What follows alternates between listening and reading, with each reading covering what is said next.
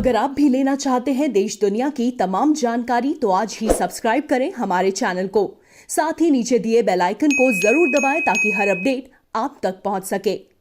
नमस्कार, प्रभा साक्षी देख रहे हैं आप। आपके साथ मैं हूं अंकित सिंह। बिहार में किसकी सरकार?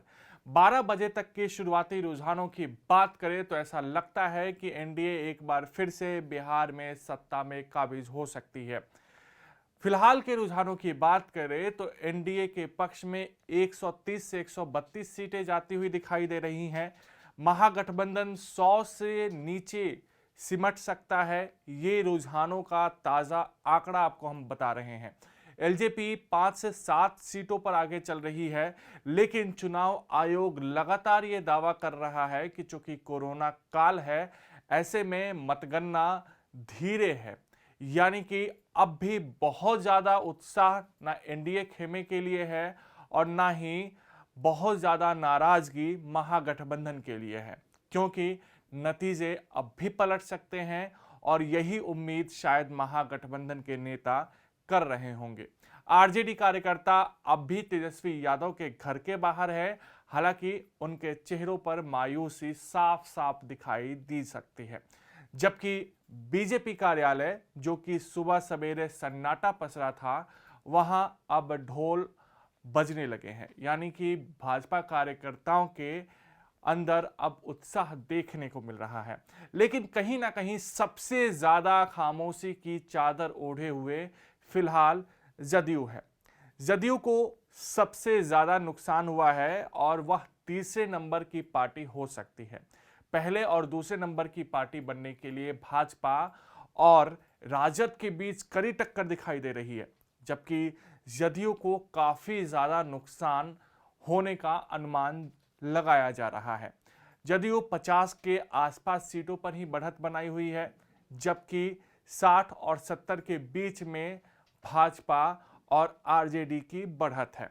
अब बात करते हैं भाजपा के सहयोगी पार्टी वीआईपी की। तो वीआईपी लगभग 6 सीटों पर आगे है। अच्छी बात यह है कि वीआईपी के जो अध्यक्ष है मुकेश सहनी, वह सिमरी बख्तियारपुर से आगे चल रहे हैं, जबकि जीतन राम मांझी गया के इमामगंज सीट से पीछे चल रहे हैं। उदय नारायण चौधरी, जो कि पहले विधानसभा के अध्यक्ष हुआ करते थे, आरजेडी से इस बार चुनावी मैदान में थे और वह जीतन राम मांझी से आगे चल रहे हैं। कुल मिलाकर जदयू के साथ जीतन राम मांझी की पार्टी हम का चुनावी गठबंधन था और वहां भी हमने कुछ अच्छा प्रदर्शन नहीं किया है।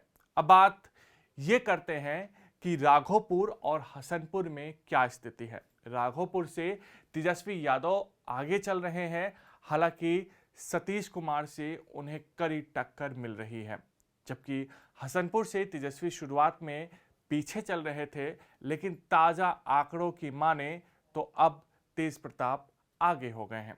वहीं बिहार सरकार के 2 बड़े मंत्री और भाजपा के बड़े नेता उन्हें कह सकते हैं।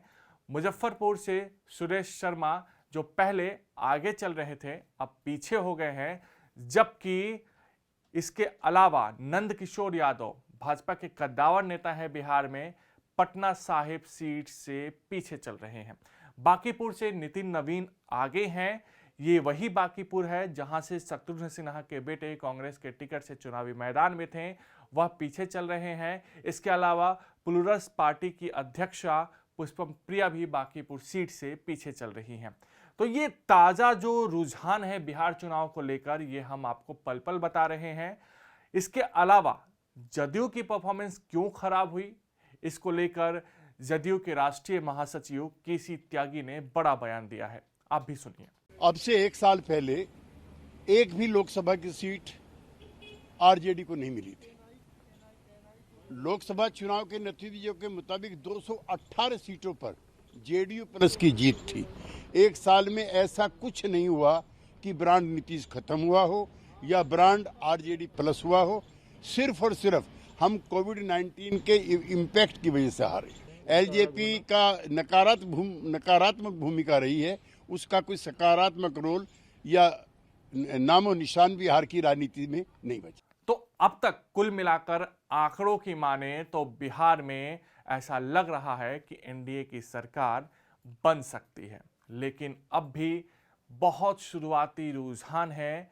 चुनाव आयोग के अनुसार 3 बजे के बाद ही कुछ तस्वीरें बिहार विधानसभा चुनाव की साफ हो सकती है। तब तक के लिए प्रभा साक्षी आपको पल पल की अपडेट दे रहा है। आप प्रभा साक्षी की वेबसाइट www.prabhasakshi.com पर भी जाकर चुनावी नतीजे देख सकते हैं। इसके अलावा इन वीडियोस के माध्यम से भी हम बिहार के चुनावी समीकरण के बारे में बता रहे हैं।